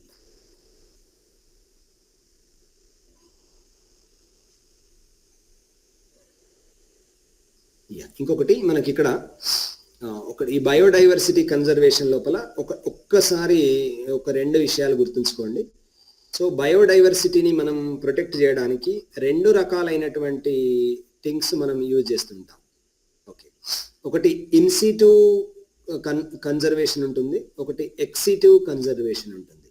ఇన్సిటు అంటే ఏంటి అంటే ఇన్సైడ్, అంటే బయోస్పియర్ రిజర్వ్స్ కావచ్చు, నెక్స్ట్ జూ పార్కులు కావచ్చు, నేషనల్ పార్కులు కావచ్చు, వైల్డ్ లైఫ్ శాంక్చురీస్ కావచ్చు. These are all called in situ conservation. In situ biodiversity conservation means inside అంటే అక్కడ హ్యూమన్ వాచింగ్ అనేది ఉంటుందన్నమాట. అంటే చుట్టూ రెస్ట్రిక్టెడ్ ఏరియా పెట్టడం కానీ, నేషనల్ పార్క్ కావచ్చు, వైల్డ్ లైఫ్ శాంక్చురీ కావచ్చు, ఇలాంటి రిస్ట్రిక్టెడ్ ఏరియా లోపల నార్మల్గా మనం అక్కడ కనుక దాన్ని మనం కన్జర్వేట్ చేస్తే, అంటే కాపాడినట్లయితే, that is called in situ conservation. Ex situ conservation అంటే ఏంటంటే ఒరిజినల్ గా న్యాచురల్ ఏరియా లోపలనే ఉంటుంది, ఫారెస్ట్, ఇంకా అంతే.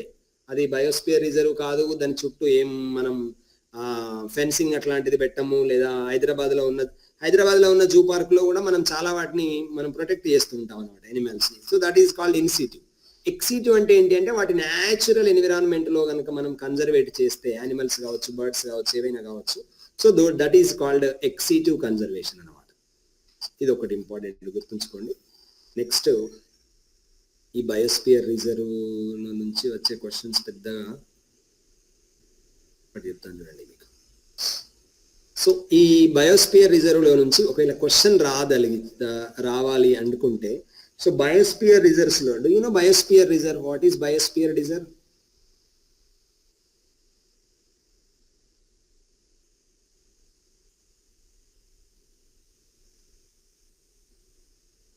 Can anyone say biosphere reserve?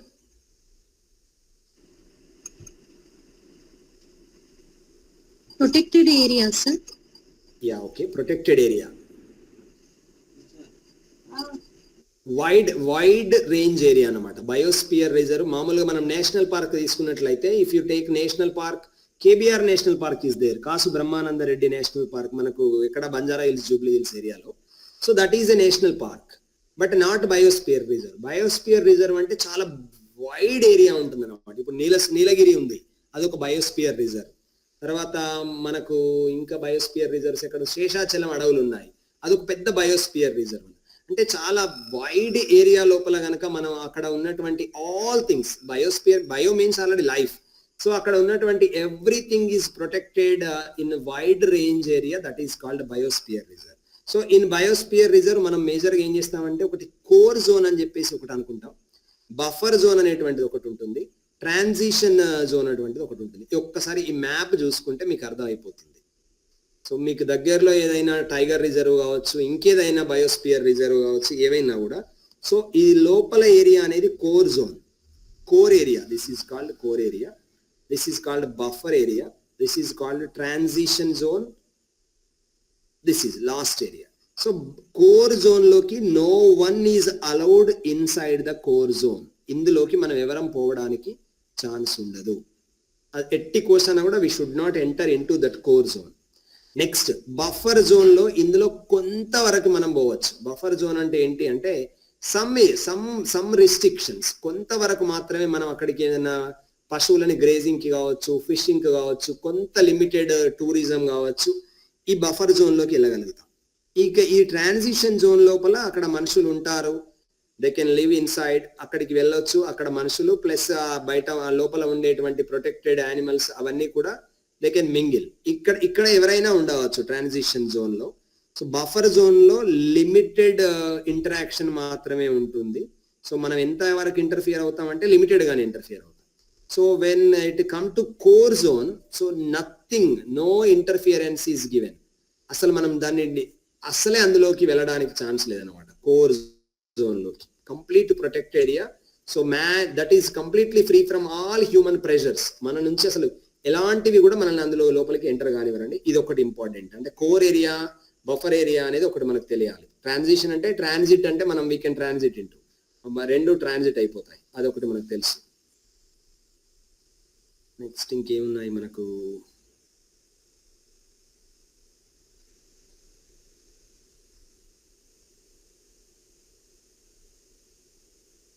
ఇంకొకటి ఎర్త్ సమ్మిట్ ఎప్పుడు జరిగింది అనేది ఒకటి ఇంపార్టెంట్ అండి. Earth Summit was held in 1992 in Rio de Janeiro, Brazil లో ఉండేటువంటి town, not capital city. Rio de Janeiro is famous city in Brazil. Brazil's capital city Brasilia. So the Earth Summit held in 1992. ఇది ఒకటి పక్కకు రాసి పెట్టుకోండి. మీకు already I will share this PDF, మీకు share చేస్తాను. So Earth Summit was held in 1992 in Rio de Janeiro. So after this Earth Summit in 1993, 29th December, so this biodiversity conservation internationally biodiversity ni conserve chesetuvanti first thing happened in Earth Summit. So 93 lopala biodiversity ni conserve chesetuvanti international effort start అయిపోయింది. ఇంకా next ఏం అవసరం లేదు. ఇక్కడ ఒకసారి చూడండి. The convention was opened for signature at the Earth Summit in Rio de Janeiro on 5th June 1992. That's why 5th June is celebrated worldwide as which day? Environmental day. Yeah. Environmental Day. ఎందుకు environmental 5th June అయింది అంటే this is the reason. 1992 Rio summit జరిగింది, Earth Summit. So that was came into force from 29th December 1993. అప్పటి నుంచే ఈ మనం environment ను బాగా ప్రొటెక్ట్ చేయడం అనేది స్టార్ట్ అయిపోయింది అనమాట. ఓకే, ఇంకొకటి ఈ బయోడైవర్సిటీ హాట్ స్పాట్స్ అనేటువంటివి ఇంపార్టెంట్ మనకు. సో బయోడైవర్సిటీ హాట్ స్పాట్స్ అనేటువంటివి ఏంటి అంటే, సో అక్కడ ఏం జరుగుతుంది అంటే చాలా ఎక్కువగా ఉండేటువంటి ఏరియా, ఆ ఏరియా లోపల హాట్ స్పాట్ అంటే ఏంటి, అదొక ఏరియా. సో ఆ ఏరియా లోపల ఏం జరుగుతుంది అంటే బయోడైవర్సిటీ అనేది చాలా స్పీడ్గా డిగ్రేడ్ అవుతున్నటువంటి ఏరియాను మనం ఏమంటామంటే బయోడైవర్సిటీ హాట్ స్పాట్స్ అంటాం అన్నమాట. So this biodiversity hot spot concept was first proposed by Norman Myers in 1988. ఈ నార్మన్ మేయర్స్ పేరు ఒకటి గుర్తుంచుకోండి.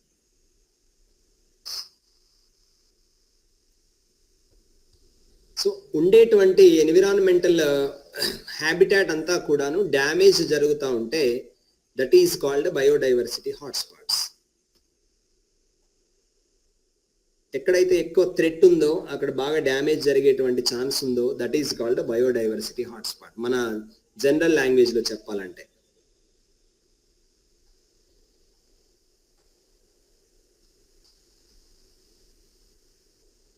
సో ఇండియా లోపల మేజర్ హాట్ స్పాట్స్ ఏమున్నాయంటే two hot spots are there. Worldwide గా 20 బయోడైవర్సిటీ హాట్ స్పాట్స్ ఉన్నాయి. ఇండియాలో ఒకటి మనది Western Ghats consist Maharashtra and Karnataka and Kerala, ఈ 3 స్టేట్స్ కవర్ అవుతూ ఉంటాయి. సో ఈ వెస్టర్న్ ఘాట్స్ లోపల అంటే ఈవెన్ మనకు ఇటువైపు తెలంగాణలో కొంతవరకు కూడా వెస్టర్న్ ఘాట్స్ కిందికి వస్తుంటాయి. సో ఈ వెస్టర్న్ ఘాట్స్ ఒకటి ఇంపార్టెంట్ బయోడైవర్సిటీ హాట్స్పాట్ మన ఇండియా లోపల. And second one Indo Myanmar region, అంటే అటు ఈస్ట్ వైపున ఉండేటువంటి హిమాలయాస్ అన్ని కూడా ఏంటి సిక్కిం అండ్ అస్సాం, నెక్స్ట్ ఈ అరుణాచల్ ప్రదేశ్, నాగాలాండ్, తర్వాత త్రిపుర, ఈ మేఘాలయ, ఇవన్నీ కూడాను Indo Myanmar reason. West Bengal కూడా అటువైపు ఈస్ట్ వైపు ఉండేటువంటి టోటల్ ఏరియా కూడా 7 సిస్టర్స్ అంటారు కదా. సో అవన్నీ కూడా those commander Indo Myanmar region. ఇవి 2 ఇండియాలో ఉండేటువంటి ఇంపార్టెంట్ బయోడైవర్సిటీ హాట్స్పాట్స్. టోటల్ గా వరల్డ్ లో 25 ఉన్నాయి. నెక్స్ట్ ఇంకా మనం ఇందులో చూసుకోవాల్సినవి ఏంటి అంటే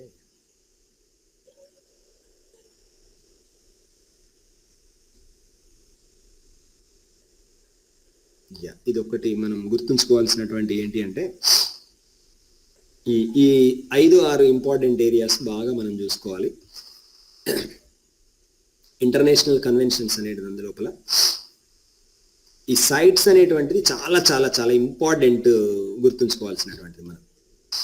సో సైట్స్ అనేటువంటిది ఏంటి అంటే conventions on international trade on endangered species of wild flora and fauna. CITES full form, Convention on International Trade on Endangered Species of Wild Flora and Fauna. So ఇది ఒకటి. మనం దీన్ని ఆల్రెడీ మనం extend చేస్తే ఆటోమేటిక్గా మనకు తెలిసిపోతుంది అనమాట. సో ఏంటి, ఎలాంటి ఎండేంజర్డ్ స్పీసీస్ యొక్క ఇంటర్నేషనల్ ట్రేడ్ జరగొద్దు అనేటువంటిది అదొకటి. నెక్స్ట్ ఇంకోటి ఏంటి అంటే ఇదొకటి టైగర్ సమ్మిట్ ఒకటి. So this was the last summits held in 2012 in New Delhi. The goal was to double the number of tigers in the wild by 2022. ఇది కూడా పెద్దగా ఏం అవసరం లేదు. మనకు ఒకటికి సైట్స్ ఒకటి బాగా గుర్తుంచుకోండి, ఇంకొకటికి ఇది గుర్తుంచుకోండి. So man and biosphere programme ఒకటి గుర్తుంచుకోండి. ఇది యునెస్కో వాళ్ళది. Man and biosphere programme that was established in 1977. Okay, next ఇంకొకటి ఇది ఒకటి గుర్తుంచుకోండి. మాంట్రియాల్ ప్రోటోకాల్ ఒకటి గుర్తుంచుకోండి. మాంట్రియాల్ ప్రోటోకాల్ ఏంటి అంటే it is a protocol on substances that depletes the ozone layer. Ozone layer క్షీణించడానికి అంటే ఓజోన్ పొర మొత్తం కూడా డిప్లీట్ కావడానికి కారణం రకరకాలైనటువంటి పొల్యూటెంట్స్ ఉన్నాయి కదా, సో వాటినన్నిటిని తగ్గించుకొని we have to protect ozone layer. So this is called Montreal protocol. Protocol means that is a agreement between the parties. So this is 1987 Montreal Protocol. Please this is highlight this, then highlight this. Exactly, yeah, అదొక్కటి బాగా గుర్తుంచుకోండి, Montreal protocol. Next already మనం ఇందాక Rio de Janeiro చూసుకున్నాం 1992లో. Yeah, next ఇక్కడ already sir ఇది రాసుకున్నాం చూడండి ఒకసారి. April 22 is the ధరిత్రి దినోత్సవం. Earth Day is celebrated on April 22nd and Ozone Day is celebrated on September 16th. ఇవి రెండు కూడా ఇంపార్టెంట్.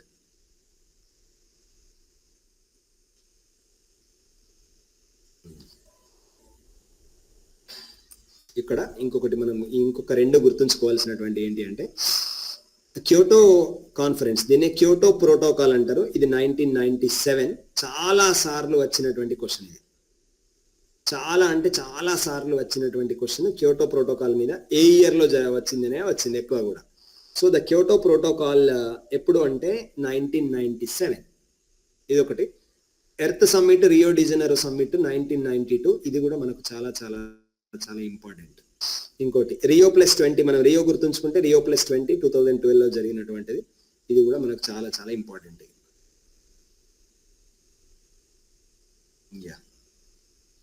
నెక్స్ట్ ఒకటి న్యాచురల్ హజార్డ్స్ లోపల మనకు ఎర్త్ క్వేక్ సంబంధించి క్వశ్చన్ వచ్చేటువంటిది ఏంటి? ఎర్త్ క్వేక్ ని మనం ఎట్లా, ఎర్త్ క్వేక్ మ్యాగ్నిట్యూడ్ ని మనం ఎట్లా ఏ స్కేల్ మీద చూస్తాము? Richter scale sir. Exactly madam, అంతే. మనకు వచ్చే క్వశ్చన్లు కూడా ఇది జనరల్ స్టడీస్ ఏం కాదు, అంత డెప్త్ క్వశ్చన్స్ ఏమి ఉండవు. ఇలాంటివి వస్తే ఎక్కువగా కూడా మనకు ఈ దీని మీదనే, పొల్యూటెంట్స్ మీదనే వచ్చేటువంటి క్వశ్చన్స్ ఎక్కువగా ఉంటాయి. So can I ask some questions please? Yes sir. Are you ready? Yes sir.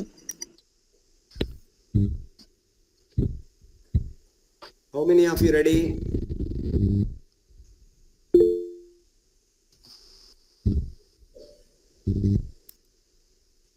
So when do we celebrate?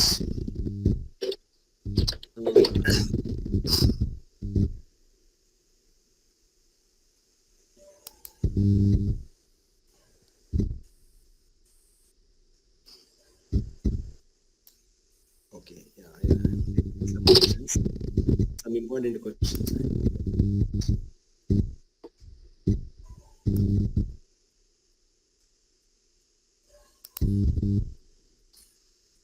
I think today class is very boring, I think, isn't it? No, sir. No? No sir. Oh, very good, very It's good. interesting. Yeah, okay.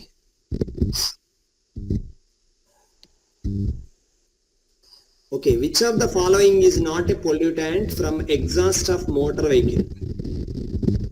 So which of the following is not a pollutant from exhaust of motor vehicles? So motor vehicle నుంచి pollutant కానటువంటిది ఏంటి అని అడిగింది. Option 1 hydrocarbon gas and sulfur dioxide SO2 and CO carbon monoxide and fly ash. Which is not a pollutant from exhaust of motor vehicle? Fly ash. Exactly. Fly ash ఇక్కడ నుంచి వస్తుంది. Fly ash is a pollutant from? Wood. Air. Egg. No. Air. No. Actually, ma'am, fly ash అనేటువంటిది ఎక్కడి నుంచి వస్తుంది అంటే fly ash is a pollutant from from NTPCs. From NTPCs only, fly ash. Okay. Fly ash అంటే ఏంటి అంటే బూడిద ఎక్కడి నుంచి వస్తుందంటే మనం కోల్ ని బర్న్ చేసినప్పుడు లాస్ట్ కు వచ్చేటువంటి పౌడర్ ఉంటుంది చూడండి. Yeah, that is called fly ash. Final product అయిపోయిన తర్వాత మనకు వచ్చేటువంటిది ఫ్లై యాష్. ఓకే, ఇంకొక question. Question, the Taj Mahal may be destroyed by, లేదా Taj Mahal is generally destroyed by 1 floods in Yamuna, temperature mediated spoilage of marble, and air pollutants from Madura refinery, and D, over temperature in the environment. Madura Air train, pollutants. Madura train. Yeah, very good. Air pollution. Okay, the next question, noise pollution is measured in. Noise pollution Decibel. is measured in. Decibel. Decibel. Decibel. Very good, madam. ఇంకొక another important question. Acid rain is due to increase in atmosphere concentration of. Acid rains దేని వల్ల వస్తాయని question ఒకటి. Sulfuric acid. Sulfur. Sulfur, Sulfur and yes, sulfur and nitrogen oxides. nitrogen. Nitrogen తోటి nitric acids వస్తాయి, sulphur తో sulphuric acids వస్తాయి. So sulphur oxides and nitrogen oxides ఇవే acid rain కి major important cause. Very good.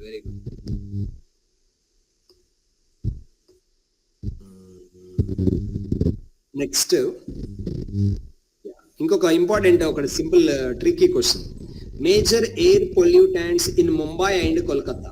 Mumbai కోల్కతాలో ఏ pollutants ఉన్నాయని అడిగినాను. ఆప్షన్స్ చూడండి.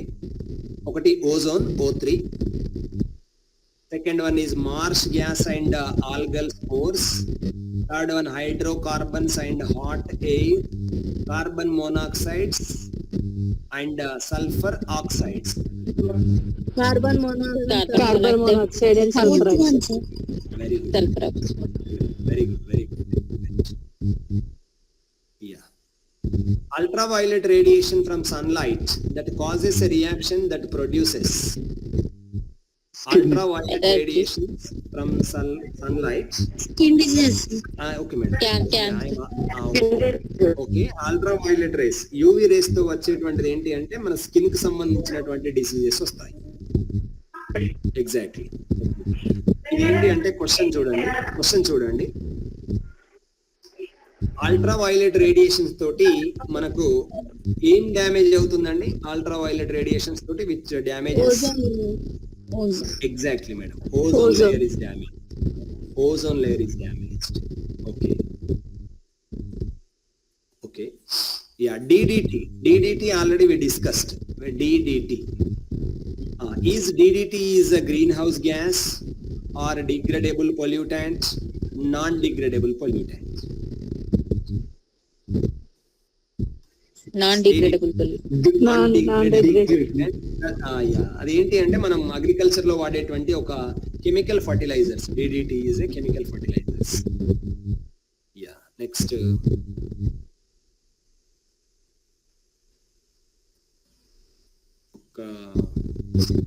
నెక్స్ట్ క్వశ్చన్ ఒకటి చెప్తాను మీకు.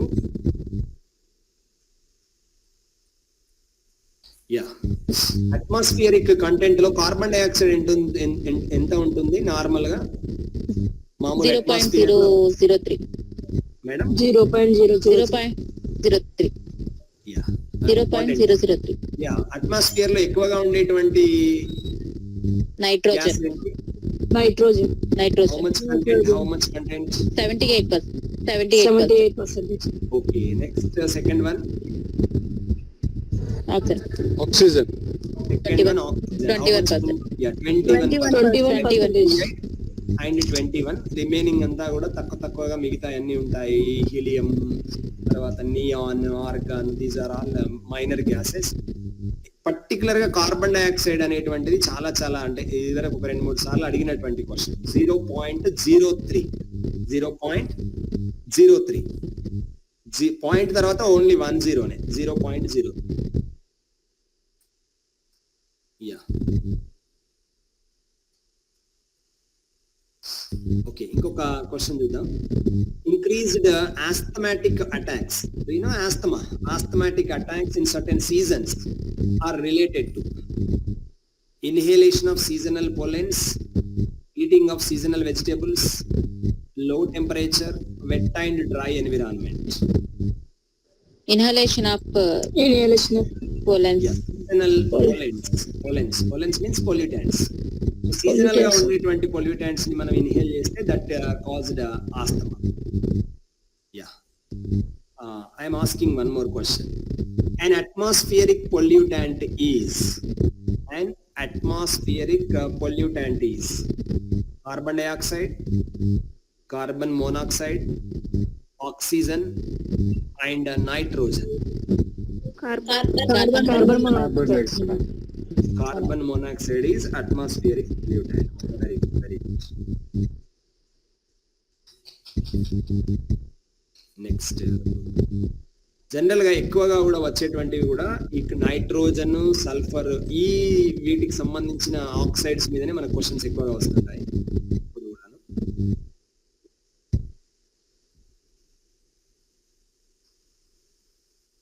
Okay, sulfur dioxide and nitrogen oxide, SO2 and NO2, they produce pollution by increasing alkalinity, acidity, neutrality, buffer action.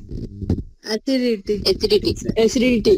Sulfur dioxide, which causes sulfuric acid, and nitrogen oxide, which causes nitrous acid. Okay, next ఇంకా ఉన్నటువంటి ఏంటి అంటే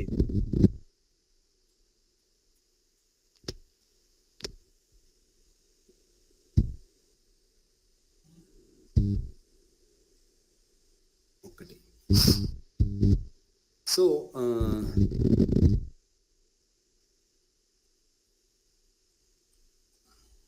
atomic bomb was used during World War II. Yeah. So with the atomic bomb, which two cities were badly damaged? Hiroshima and Nagasaki. Hiroshima, Nagasaki. Yeah. The first atomic bomb was thrown over which city? Hiroshima. On which date? On which date? 6th August 3rd, sir. August 3rd. No. August 3rd? No. August 6th answer. Yeah. August 6th on Hiroshima and August 9th on Nagasaki. Yeah. I will ask one more question. So the Bhopal gas tragedy. Do you know Bhopal gas tragedy? Yes, 1986, sir. Methyl isocyanide. 1986. Yeah. What is the gas? Methyl isocyanide. Methane. Everyone they say this question, and this is very important question, and one more question is asked in some exams. What is that? Which company is main reason behind this tragedy? That is asked. Letter Madam. Methyl isocyanide, MIs. Yeah, exactly. Uranium. No, not uranium. Union Company. Carbide Corporation. Madam, Union Carbide. Union Carbide. Yeah, Union Carbide Corporation అనేటువంటి company that causes these damages. Yeah.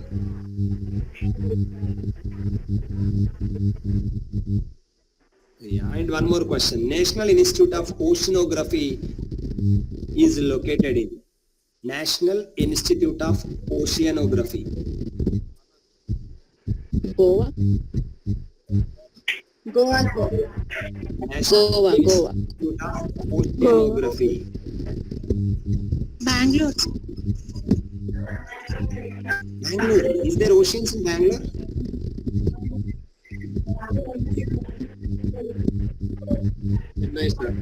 No. Yeah, Goa, Panaji is the right answer.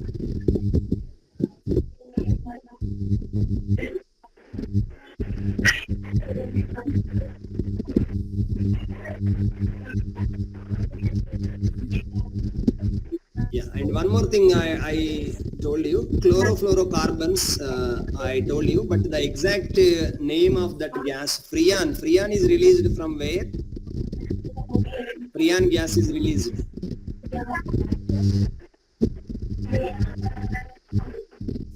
Freon gas is released from where? From refrigerators. Refrigerator. From refrigerators. Refrigerators. Yeah, fridge only. Okay, I will post all these questions and I will post this PDF in the group. Please go through it again.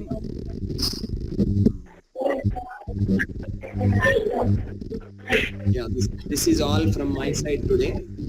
And మీకు already నేను ఇదివరకు PDF post చేశాను, ఏది percentage and దానికి సంబంధించినటువంటి PDF.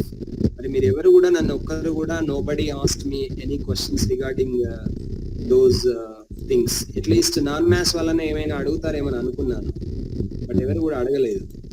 Yeah, it is very bad thing.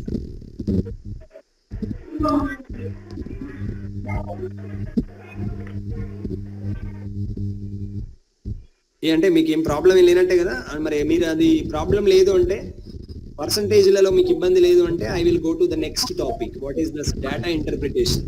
Either మనం bar గ్రాఫ్లు కానీ, లేదంటే ట్యాబులర్ ఫామ్ లో ఉన్నటువంటివి కానీ, లేదంటే నెక్స్ట్ పై గ్రాఫ్లు, పై చార్ట్స్ కానీ we will go through.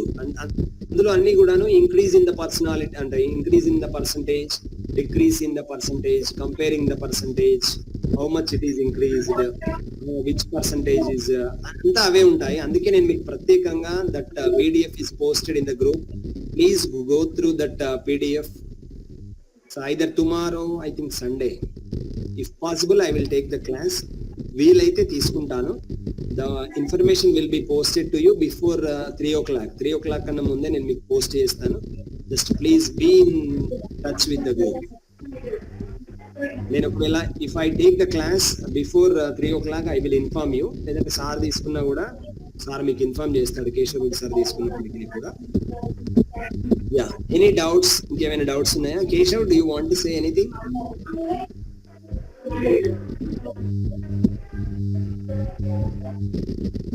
Okay. Yeah, actually I am today I am not feeling well actually.